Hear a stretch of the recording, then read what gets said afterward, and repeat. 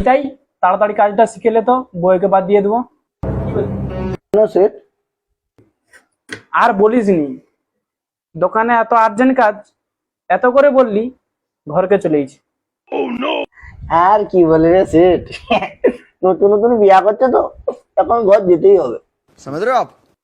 ওইসব বুয়ের কথা ছাড়, তুই যা সোনাটা গালাতো। মোর দ্বারা আর হবে না সেট, মুখে কিন্তু ঘুম পাচ্ছে। তুই ছোকরা, তোকে তো কাজ করতে হবে, তুইও কি বুয়ের মতো হবি? সোনা গালিয়ে কিন্তু সেট শুয়ে পড়বো। আচ্ছা লে, সোনাটা গালি ফেল, তারপর তারটা করে ফেল, তারপর শুয়ে পড়বো। গালাও আবার বালের তার করো, মোর ঘুমটার ফোন মেরে গেল আজকে। গোটা শরীরে মারা চুলে ভর্তি, ভাবছিলাম আজকে একটু চুলগুলা কাটবো, বালের সেট আবার দোকানে শুবে।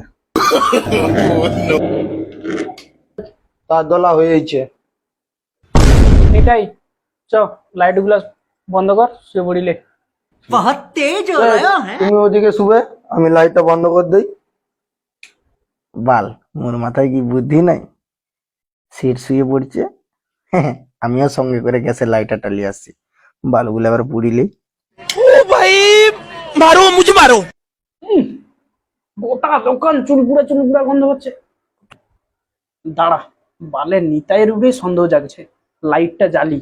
रुको जरा। বালের যেটাই ভাবছিলি, তুই লাইট আনলে বগলে চুল পুড়াচ্ছিস। আমি কিছু করিনি, সেটা আমি কিছু করিনি। হ্যাঁ রে নিতাই, তুই কি মানুষ? সেট চুলগুলো অনেক বড় বড় হয়েছিল, ওই করে পুড়িয়ে দিচ্ছি। শুধু বগলের চুল পুড়াইছু না আর কোথায় কোথায় চুল পুড়াইছু? गजब बेइज्जती है। বগলেরটা সেরে নিচেরটা পুরাতি, তুমি তো লাইট জ্বেলে দিল। ওইখানে কাজ শাক করা অ্যাসিড আছে, অ্যাসিড ঢেলে দে, আর কোনোদিন চুল বাড়াবে নি।